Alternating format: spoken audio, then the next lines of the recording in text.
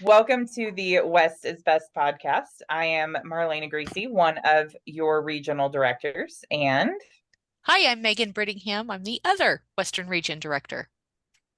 and today we have Alison White, who is a regional specialist, correct, Yeah, that's correct. for Washington State University and for 4-H youth development. So welcome. We're going to have her talking about the Washington State 4-H Teen Equity and Inclusion Task Force today, which is really, really exciting to me. So I guess we will kick it off. So Alison, can you tell us what is the Washington State 4-H Teen Equity and Inclusion Task Force? Yeah, seems like a basic question, but I might have a long answer here because I immediately think of the history of the group. So if you don't mind, can I start there? Absolutely. All right. So um, well, the group, the task force, which would be a way to shorten that name down, they operate a lot like a state level 4-H club.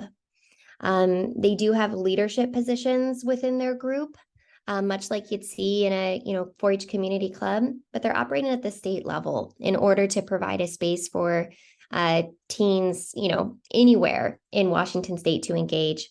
That means way before the pandemic, this group was Zooming, and then finding opportunities throughout the year to get together in person, to build community and work on activities and programs that they're passionate about. The group evolved in a way that I think explains the excitement and the commitment behind the team. They evolved organically. It evolved, I'm going to say somewhere around like 2016. And for my folks to listen to this later, they may call me on that. I might be off a year or two. But quite a while back, really, there was just a group of 4-H kids that were looking around and thinking that we could do better and we should do better. They saw equity and diversity and inclusion issues within their local county environment, particularly at our statewide events. Beyond that, to our regional and national events, they just saw ways in which that we could be doing better for all of our kids. The one thing that really galvanized them is a group of friends in a club talking were issues around dress codes. And there was a particular moment where one of the friends was asked to go change into a longer skirt at an event. And the way in which it was handled, the friend, it didn't feel good. It felt kind of shamey, whether that was intended or not by the adult asking her to go change, but she felt bad. She didn't really have another option. And it really made her kind of question, if it was okay for her to be in that space or what was going on. And there was another moment that really galvanized the group when they were aware of a friend whose gender identity wasn't being respected. And the individual wasn't getting rooming accommodations that felt comfortable for them and affirm their identity or having their name and pronouns respected. And so those particular two events really brought them together, and just conversations as you would with your friends, and then it shifted and they thought, well, is this something that we can change? Can we make a difference here? So they started talking to adults in 4-H. What are our options? How does this happen? How do we make change? What conversations need to take place? And they lucked out that there was a mom in the group who was a 4-H leader who was also really passionate about making change in these spaces to improve our diversity and equity inclusion for our kids, our families, our staff, our volunteers, and so forth. So this tiny little team with so much passion just started moving forward and asking questions and making connections and trying to figure out how to be advocates within our program. So while that's going on at a local level, in a county not close to me, I'm sitting in Washington State and I'm starting to notice the same things and I'm starting to have the same conversations, but I'm having them with colleagues around me. In particular, I notice ways in which we could be way more inclusive and affirming to our LGBTQ kids and beyond, volunteers, families, and so forth, and started having those really just, I love this story just because we have the same kind of conversations and ideas just bubbling up in two different spaces. And so an adult team got started with me at the staff and faculty level, and then this teen group got started, with this awesome group of kids. And it took us about a year or two to connect, where someone heard those conversations from both people and said, whoa, wait a minute, you need to talk. And that's when we really started picking up speed. We all connected under the newly formed Washington State Equity and Inclusion Committee. And so we got the teen group officially named and recognized the state level as the long name there, the Washington State 4-H Teen Equity and Inclusion Task Force. And combining our passions, our energies, what we were motivated by, our opportunities, and me getting to understand the nuances of working within the system really meant we could kick up and start some good conversations and hopefully inspire some positive change. From there, there's a whole lot that happens, but I have a feeling you're going to ask me more about that later. So the team, as I mentioned, it could look a lot like a club at the state level. That means we do have certified volunteers. Some of those volunteers are also young alumni who were in the task force and are now participating as volunteers in that group. And then a whole bunch of teens from across the state engaging in many different ways that fit their capacity and their interests. And then at the staffing level, I'm assigned as their faculty advisor, which in Washington's system isn't something you normally would have per club, a faculty advisor. But because of the nature of this team and how productive and busy they are, it's a good fit to have a faculty assigned to their work. I just love so much that this really was like grassroots from the youth themselves. I just think that's amazing. Youth kids astound me all the time in their strength in tackling these conversations. Yeah, absolutely. And when folks will ask me, like, what have you done to, make this happen or keep going? And I mean, I'd love to say I did something special. What I've done is just allowed them to be successful, right? I just get out of their way. I support them. I help identify hurdles. I push some hurdles that sometimes they don't see because I don't bring them up.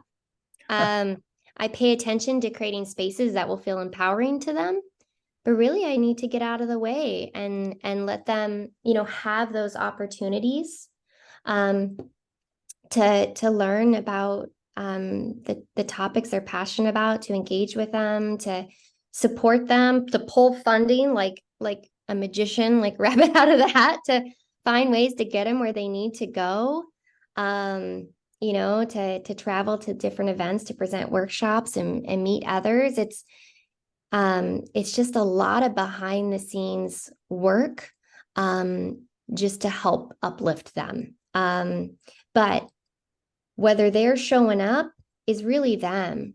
I mean, they're coming with passion and energy, and they're working hard to cultivate environments others want to be a part of. So that grassroots element cannot be understated of its value in this space. So sorry. What impressed me the most, don't move away from that, sorry. What impressed me the most, though, is one, listening to you talk about the genesis of this and hearing that kids did not feel, um, I don't want to use the word safe, but perhaps a little not safe, rather than use their feet and walk away from 4-H and tell us that was their problem. Instead, they kind of formed amongst each other to fix the problem, which I think is super impactful and powerful. And I don't want to move off of it just yet because what a testament to these young people that they recognize that this isn't how it is supposed to be. It's not how we ought to be operating, if that makes sense. And they went ahead and made the change for others, not just themselves, but for others who come after them. Yeah, Yes. yeah. I think that I there's been a lot of moments, I think, where we could have lost this team in their work. This momentum in particular individuals really making the magic happen in this space. If when they were first getting together, if they hadn't have found support within faculty and staff team in Washington State 4-H, I think that would have been one of those moments. There were moments when they applied to present workshops on allyship and on best practices, of creating safe environments for LGBTQ plus youth. And they were denied. It was too hot. It was too hot of a topic to be in one of our programs. And that would have been another moment, but they had folks at the staff and faculty level step up and say, hey, wait a minute, and actually change the selection for those events. Say, this is important. We are going to talk about it. There's been quite a few moments like that where they're being advocates, but they need advocates. And so there's been quite a few moments where if they didn't have folks advocating for them, I think that we would have lost that team. So it's a relationship that needs care, because the majority of these teens are advocating for changes that they need to feel safe, that their friends need to feel safe. They need to feel welcome. Majority of these teens represent identities that, are historically and currently oppressed or marginalized, and not of the majority in our 4-H program. They know it, they feel it, they see it. So a lot of intention and care to make spaces for the conversation and the work that is so needed that they're bringing to our state and beyond. So when you were talking, you talked a little bit about, some of the barriers that you took down before they ever even realized they were a barrier. And I'm a really firm believer that youth voices can make sometimes way more of an impact than our voices. But I struggle a bit with like how to balance having youth self-advocate for themselves, especially those who maybe are part of hold a marginalized identity, with keeping them safe, and whether that's mentally, physically, emotionally safe. So how have you kind of learned to balance those? Oh, that's such a good question. So number one, this team has like a lot of community clubs look like, has a general volunteer, right? A main volunteer, keeping things together and moving. And I think I'm saying the most important element of finding this balance is that volunteer knows the youth so well, really well. And that volunteer and I will have a lot of conversations around, like, we've got something coming up, for example, let's say, the teens are going to go and teach at a national workshop, or they're going to go teach at a state level event, or stand up in front of a room and talk about the task force with hundreds of people, listening. And each of these opportunities, depending on the topic and the audience, presents different levels of risk. So we have conversations around where are our teens at, and who makes this opportunity, who might be better situated in this space, who maybe is dealing with something that would probably push the risk too high for them at that moment.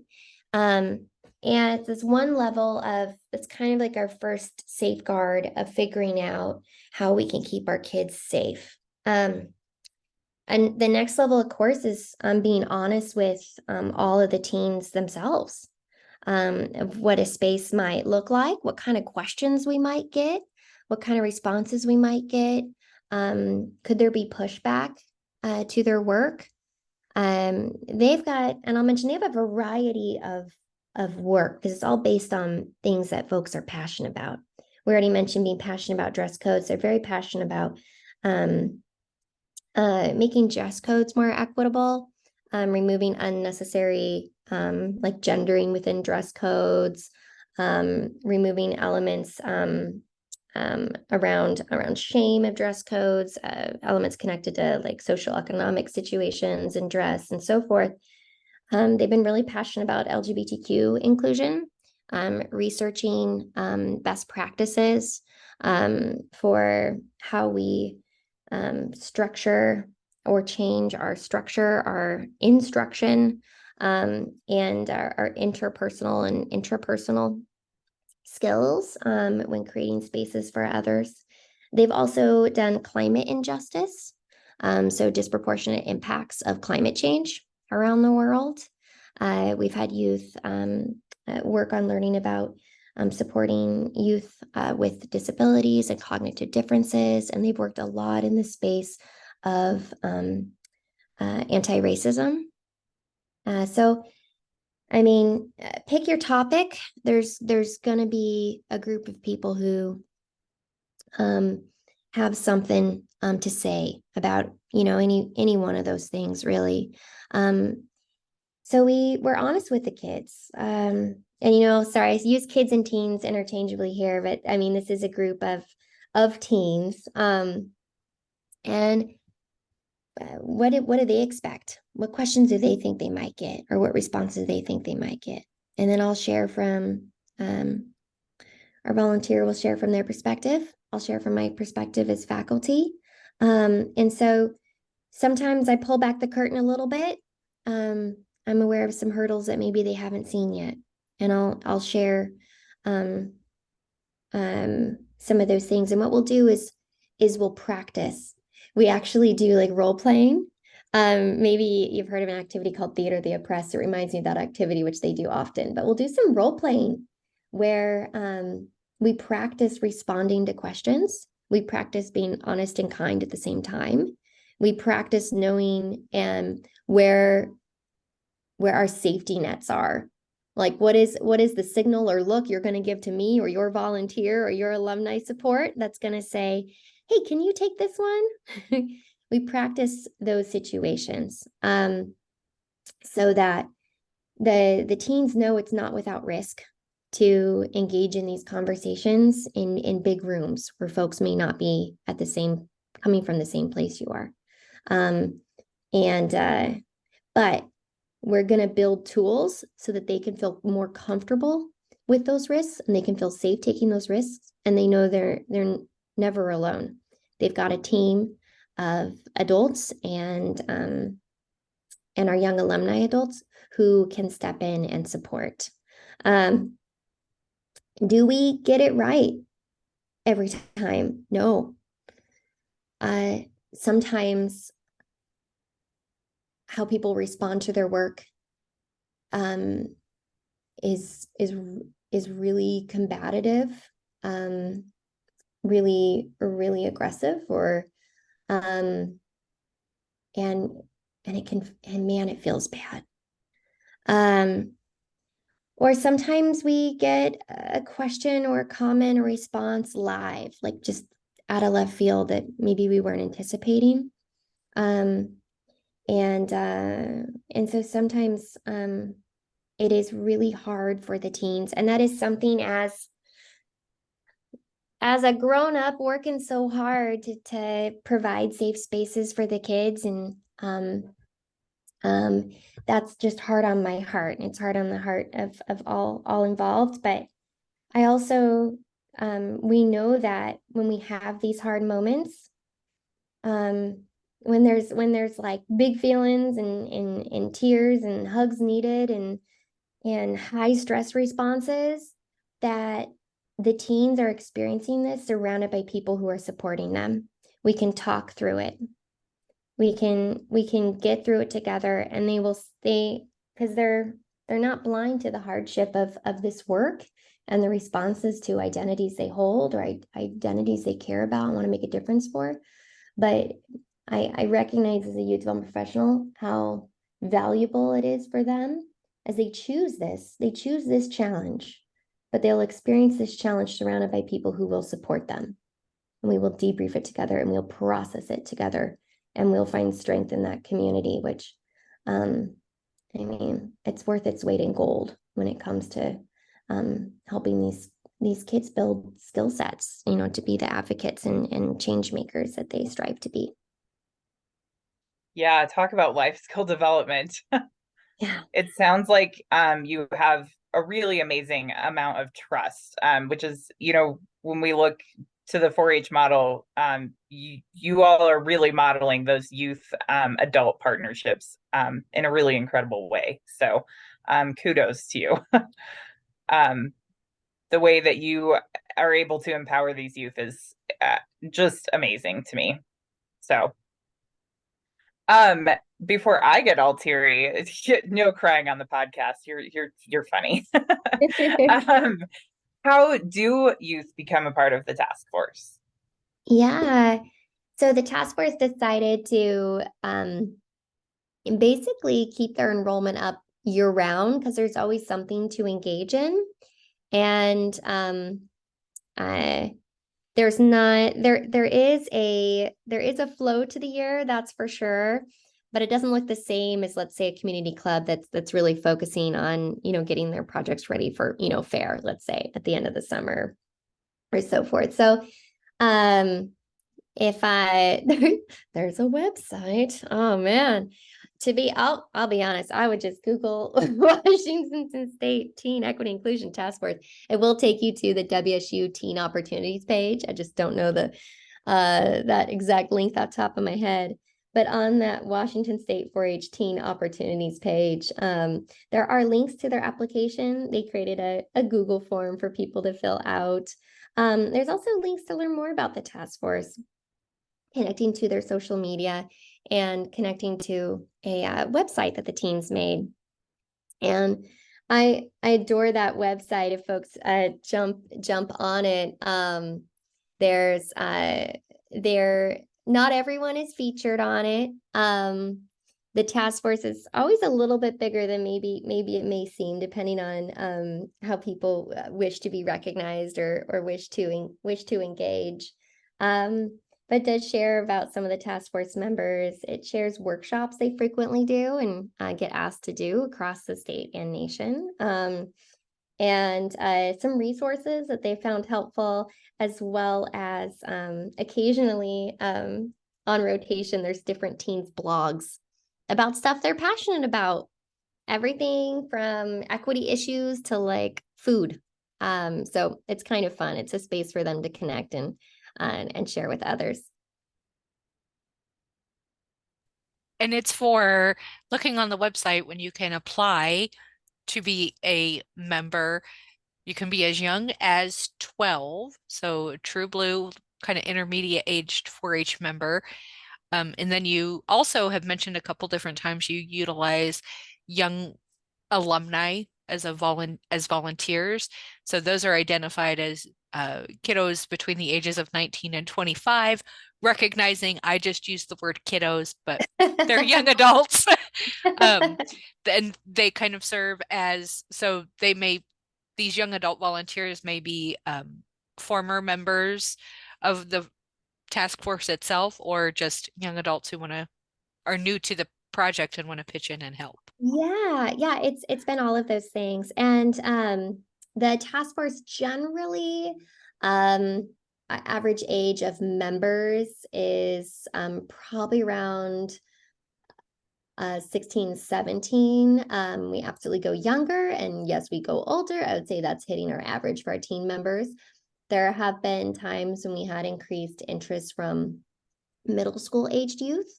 And in those moments, we would divide the teams so that our middle school youth, our older youth, or our older teens, were supporting the younger youth in learning about topics they care about, exploring a whole variety of things related to diversity, equity, inclusion. And so they could just be in a space where they're engaging with topics and learning and doing book clubs together and connecting, building community before they would, as I kind of say, like level up into a space where instead of being at the club membership level, you are what we call our DEI ambassador, where you are running workshops and doing presentations and going to, let's say, a regional team rally to have a table, about the task force, or contacting different events happening within our state to check in on, hey, how are you doing name tags? Hey, we recommend you let youth write in their own name. If you're going to print them, make sure you have a printer handy so you can correct anything. Hey, have you thought about having pronoun stickers? Here's some pronoun stickers we like to use. And so they connect in and advocate for change and in what I would call like low stress ways to help make improvements around the state. So yeah, a lot of options from our younger teens all the way up to our older teens and beyond. Right now, I'll share the last 2 years. Once again, this is also a deviation from what people probably typically see within a community club. We will have an intern, so a WSU undergraduate who has an AmeriCorps position, who works under me, and and they support the task force with a variety of things. Last couple of years, one of the jobs of the AmeriCorps intern was to share passions and skills they had with the group. So we had AmeriCorps interns who were really good at graphic design, and the teens really wanted to learn about graphic design, so they could come in and teach about that and support that skill development. Something usually that I say usually, I can't actually think of an exemption, always the teens love to do is art and activism. So how do you use art to be an advocate? How do you use art to communicate ideas? So that's a space that is an activity they love doing, and our AmeriCorps interns have supported that. So that's been really lovely. So we have this, what we love to see in community clubs, right, is this all these different ages together working and learning within partnerships. We have our oldest of adults, I get a fit in that category, and then we have our we have our collegiate adults volunteering, and then we have our collegiate adults as interns. We are older teens, and then down to our younger teens. So it makes for a really neat collaboration across those ages, knowledge bases, skill sets, awarenesses, you name it. I think it's wonderful that you have a dedicated AmeriCorps volunteer participating also in that. It's been the topic of my mind today. So that's why you got a reaction out of me is one, it's a wonderful opportunity for someone, an AmeriCorps position.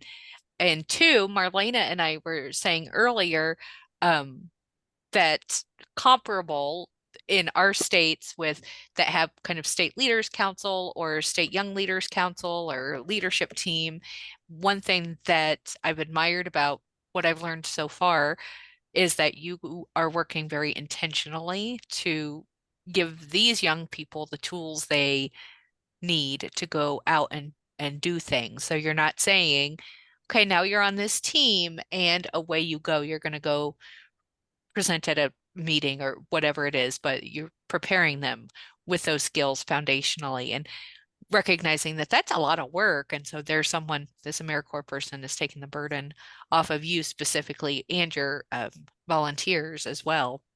Yeah, absolutely. And everyone who works with teen groups or any youth group, I just happen to work a lot with teen groups, this one and others, just the coordination needed to get everyone on the same page and the text strings and the when are we meeting and what's going on. Just the and the Snapchats and the all of it. Yeah. Having the AmeriCorps interns, having their support, there is immense. I get to, as the faculty advisor for this group, I often keep my brain in the spaces of funding and moving hurdles, making things happen, and curriculum support, since that's just a passion and a skill of mine is designing curriculum, a very intentional design of curriculum, especially around hot topics. And so I get to pop in those areas. Although I tell you what, the lead volunteer for this group, her name is Anna Zaccalo, is phenomenal with curriculum development too. And so the support this group would need compared to my other teen groups running workshops and educational events is actually less, just because of her skill sets are so phenomenal. It's a comfort space for her as well. And I lost my train of thought. I'll let you know, but I'm just really proud of this group because they've done a good job of all of us kind of knowing what our unique role is.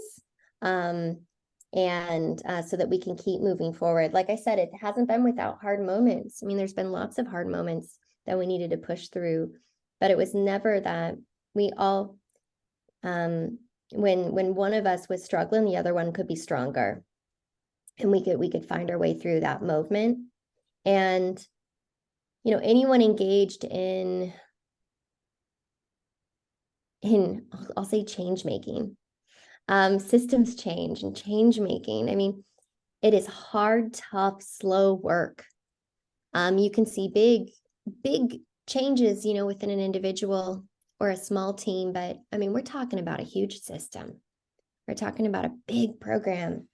And so that can feel, oh man, it can feel defeating, especially when things seem to slip backwards. And so it's really important to stack your team with folks who are just, despite all evidence, way too optimistic, which I often share. I fall into that camp. I am more optimistic probably than I should be in most cases, and perhaps like way too naive, but it saves me. It saves me in this work, because I always think it's possible. So I might have lost track of your thread of questioning there, but that's all right. No, you're fine. That's this podcast. Hey, can I ask a question before we move on? Yeah. So in 2023, kids can apply using this form on the website, which will be in the chat and totally shareable, direct link. Is there then an interview process? What's the next steps? Once you apply, are you just an automatic in? It's a very inclusive team, obviously, but we do connect in with people. We want to make sure they're the right fit for this kind of opportunity. Most of this work is on Zoom. So first, you really got to know what you're committing to, and understand what it looks like to show up, right? You won't have a parent or caregiver probably watching your calendar and like driving you to the meeting, right? It's just on Zoom. We also share an opportunity. We connect in with the team, but share an opportunity to do their parent or caregivers want to meet with us? Are there questions we want to ask? What you want your involvement in the team to look like? There's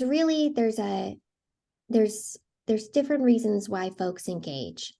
Some of our teens engage in the group not because they want to go give workshops at the national level, or they want their face on a campaign somewhere, and they're not looking to be loud and bold out there. They just need community. They might not even have a lot of topic knowledge about, let's say, anti-racism or diversity within youth programs, or LGBTQ inclusion, or in justice and social justice, but they just might hold an identity that is felt marginalized within 4-H. And they just need to be in a space where they don't have to combat that. So our youth of color are of so many different cultures and races and ethnicities, LGBTQ youth, whether they're out or not, in those two groups in particular have found a safe space within the task force. And others who maybe don't hold that identity are, well, absolutely, there are folks who don't hold those identities within our task force group, but they are curious about being in a space where they get to learn how to be an advocate. They get to learn how to care for others and show up for their friends or their family. And they get to like deeply engage with super complex topics. I mean, the joy of like digging into something so complex, and it's okay, well, I'm biased, but it's quite fun and it's fascinating, and you get to learn a whole lot about human nature and folks around you by engaging in these really tough topics. So we have the teens who just need a safe space to be.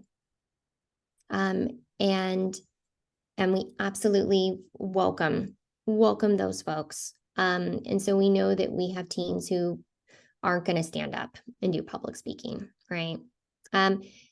We have teens who need a safe space to be, but they have to find the right way to show up, and they struggle to engage like parents or caregivers or local county staff in the conversation because they don't feel safe with their identity there. But they want to be here in the task force so they can feel safe within their identity. And so there's a lot of care when you talk about connecting with people ahead of time. And as I mentioned before, our lead volunteer doing a phenomenal job of getting to know everyone in the group. There's a lot of care taken in understanding what safety is for each child and what communication will look like with the other adults in their world. And then we have the teens who show up because, man, they want to change the world. And they're just passionate and like ready to go and so excited to be in a space where they're empowered, where their voice matters, where they're being listened to, where the adults around them will work to get them in spaces where they will be heard and listened to. We also, I'll say within both of those groups, I mentioned folks will show up. You don't have to know everything there is possibly to know about every beautiful dimension of diversity and what equity is and inclusion and all these different pieces. We can learn that together. So some folks will show up with some deep knowledge in one direction. And so it's all over the board. So there's just a whole lot of community learning we do together. Naturally, it means that there's also a variety of opinions within the space and values, perspectives, experiences. But as the teens will quickly remind you, and perhaps this is a phrase that all of the listeners here are familiar with, there's a difference between a safe space and a brave space. And quite often, we have to cultivate brave spaces. In any of our 4-H programs, and that includes the task force, we can't guarantee safety. We can't guarantee there's no risk. I mean, especially when we talk about emotional, right, and social interactions and safety elements there. But we can cultivate spaces where we can be brave enough to share. We can be brave enough to speak up if something was hurtful. We can be brave enough to be open to listening to others and learning. Be brave enough to be curious, to learn more about why someone feels that way or holds that value or uses words in that way, and to learn more about the complexities of just what it looks like to be human with one another, rather than quickly label, judge, dismiss, or exclude. That would be the opposite of what we're trying to do. So what this team ultimately looks like is a bunch of like super diverse, cool people who are willing to listen and learn from one another and support one another, and just build really incredible friendships across all these different, dimensions of diversity. Yeah, I'll leave that there. So I think I'm just going to add to your list of being brave enough to like change your opinions and change your mind when you get better information. Heck yes, that is top. You bet. Be open-minded. Yeah. Yep. Be willing to change. Yeah. So we have talked about some of the challenges, but what have been some of the most inspiring moments that you've had in working with these youth? Ooh, inspiring moments. Oh, oh, okay. Well, I'm a softie.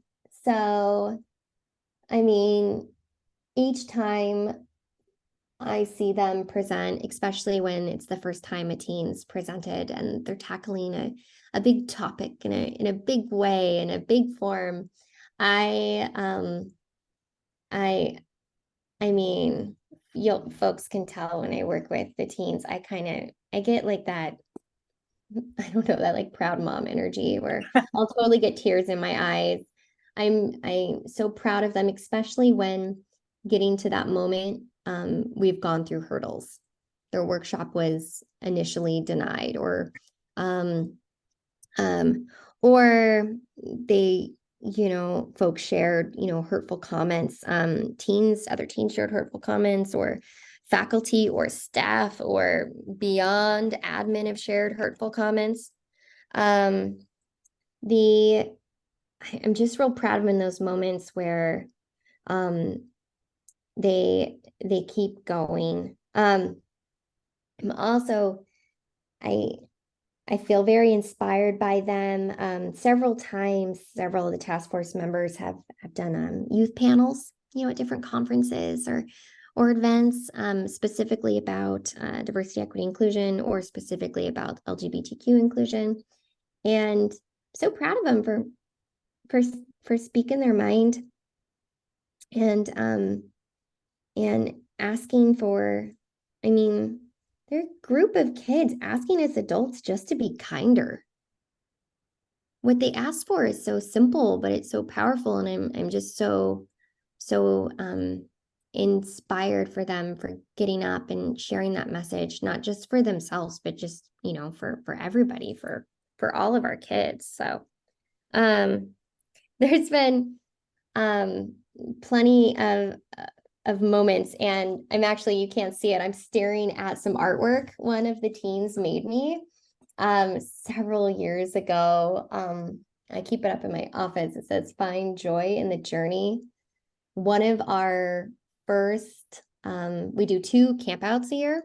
Those are our like belonging things. We get together and we squeeze into cabins and we freeze and we bond. we learn and we bond on our camping trips. And it was, I believe, our first camp out, and we ended, and one of the teens facilitated this debrief. I'm telling you, they make my job easy. There's so many people in that group that have incredible skill sets to run workshops and conversations and debriefs. And one of the teens led a debrief where we were all to pick a word that kind of, summarized our feelings of the weekend. And I picked joy, and that's been so consistent with this group.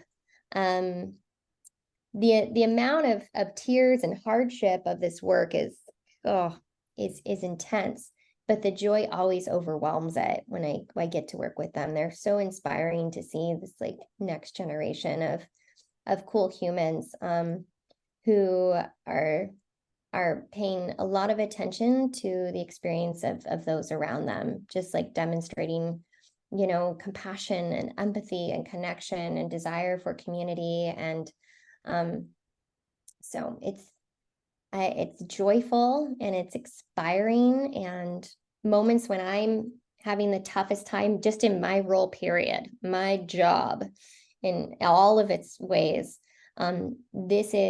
This team is one of the factors that always keeps me moving forward, because of the joy there, the community there, and the need, the obvious need to support these youth and the good work they're doing. I think that is like the perfect capstone to this. Like, that was just so nice. Do you have anything else, Megan? I was hoping to, Allison, let me put words together.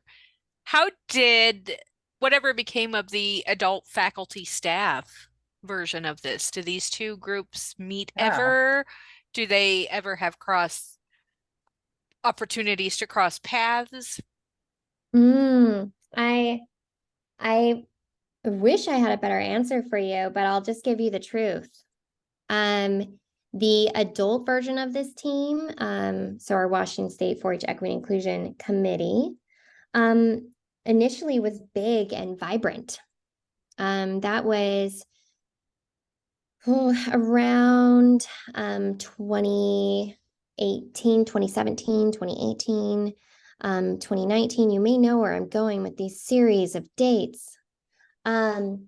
And a few things happened all at the same time that just kicked the capacity out of the adult team. We had several resignations, just like retirements where people move into new jobs. Resignation always sounds like intense to me, like there's like, crazy tea to spill, but people move on.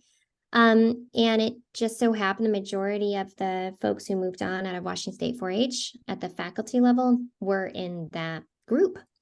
So our capacity got hit hard. And then the pandemic hit. And people's capacity got just pulled beyond measure. And I think for a lot of folks, it felt like one more committee. And the task force, the teen task force, was just rocking. They had so much going on. They've gone to True Leaders in Equity multiple times. They've pulled in so many grants to run things. They've got a $7,000 grant right now to run a anti-racism workshop this summer for middle school students. They put on summits. Over the pandemic, they put on a virtual summit, which was just phenomenal, called Authors of Change. Oh, when I think you asked me for like my joyful, inspirational moments, I was just in awe. That whole virtual summit with those teens, just running everything, just, oh my gosh, cool humans, just proud 4-H mama of kids who aren't mine, right? But they are, right? Researching dress codes. The list is just immense. They were so busy doing so much stuff that, the honest truth is all my capacity went to them, and not to recruiting more adults into the adult side of the committee. So it's really been me as in the adult in the committee, the interns I pull in, and a couple awesome staff members who join me, for conversations and for brainstorming. But as I mentioned, always overly naive and optimistic. I see that we're going to rebuild soon. We've got some new folks, new hires coming in, who are really passionate about DEI. I think as people find space to breathe a little bit more as we come out of our pandemic years, there's opportunity of to pull people in. And there are some interesting things that we should be working on. So I do have, so as chair of my teeny tiny committee, I do have some ideas to pull more capacity in because it's needed. Our youth can do so much, but they need us on the adult side, working within the program to help push that work through and make it visible and be brave enough to help them make it happen. And I kind of think too, just listening to some of what the teenager group is doing, sounds like there's a lot of educating adults is Yeah. in their work. And frankly, I think that our young people understand this diversity situation much better than adults. It's us that stop the train oftentimes because we do not understand or we don't have enough information. And so I think the kids are already on it too. Like they're after it. They're chasing the stick and they're committed and passionate enough to be able to do it. Yeah, absolutely. I'd say a surprising amount of their workshops are to adults, to 4-H staff, volunteers, and faculty. They've been pulled into our staff meetings on numerous occasions to do mini trainings with us. They feel that is one of the more intimidating and one of the more empowering things they do. That's big stuff. And sadly, that's also the space where they expect the most conflict, as you were talking about, Megan. They get some of the roughest comments or hardest questions. I don't mean hard as in, oh, it's complex, let's think through that. But just kind of like, oh, that just hit heavy sometimes from those 4-H personnel trainings. Not only, especially because the kids want us to be better and they expect more from us. Yeah, where they're grown-ups to be helping create these spaces, who write, hashtag opportunity for all and hashtag 4-H for all and all of our stuff. And then they show up at our events and go, ooh, you didn't mean that. And so that's tough when you show up and expect an ally and don't find it. But I want to change that for them. I want to be a part of that change. But like I said, even in those moments, I'm still proud that that's happening, and then they get to be in a safe environment to debrief and process, that experience with their grown-ups who are showing up.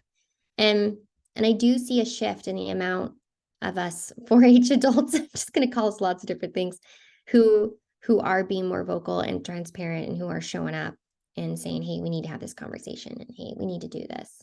Best practices matter. Aren't we supposed to be research-based doing best practices? What are we doing here? So I do see that changing. I do see that shifting. We also, of course, see a lot more fear and attention through, media and political campaigns around a lot of these issues, anti-racism, and LGBTQ inclusion in particular. So it's more to come. It's going to be, what's the word I want? There's going to be a big need for these conversations, this work, and the importance of not losing this momentum in the next few years. It's all just so exciting. I feel like now you need to start training other states on how to do this. Oh gosh, I mean, if that could be half of my job, I would do that in a heartbeat, and I would pull the volunteers in, and I would pull the teens in. And I'll tell you, I'm actually guilty that they're not pulled into this interview, because usually if there's an opportunity to learn about the task force, I want the youth. I want the youth there, not me. I want to be in the background, giving them thumbs up, help them prepare for the situation. And then I want to support them to share about themselves and their work rather than, have me share. But I'm hoping that maybe this could open up some opportunities for our listeners in the association to maybe have their states do some virtual stuff with the task force. So that would be phenomenal. And that has happened with a few states already who were working to start a youth task force, and they reached out to our task force group and say, hey, what do we need to know? What does it look like? There's all these little logistics that it's just so helpful to have an example of. What do our meetings look like? How often do we meet? What's our leadership structure like? What did it look like to pull an AmeriCorps intern? What was their job? What does the faculty advisor do? I mean, where have you found funding? There's a lot of little logistics that are just really helpful to have a foundation to work off of. Even just getting to steal someone's Google form application is helpful, right? All of those pieces. We got an ask from the American Association of Youth Circuses, something.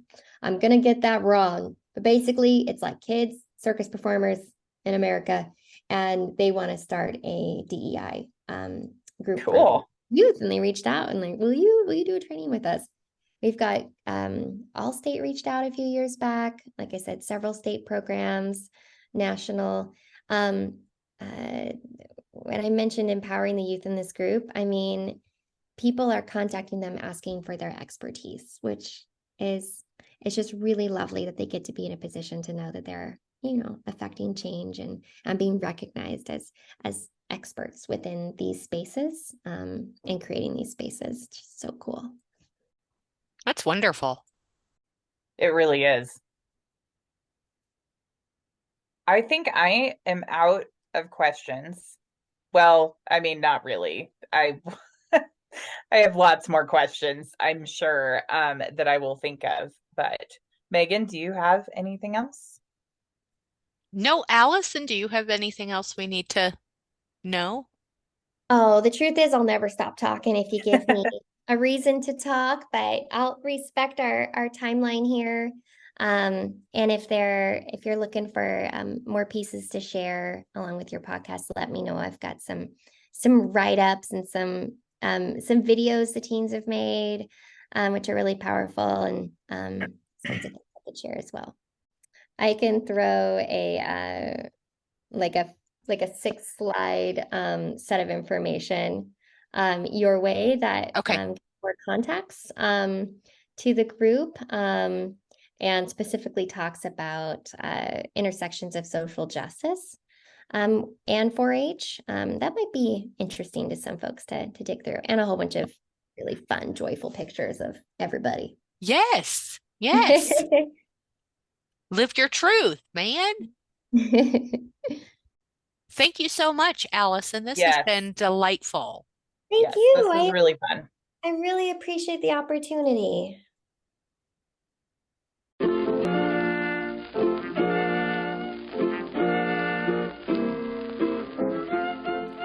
This has been a production of the NAE 4-HYDP Western Region. The West is the best. Join us for our next episode.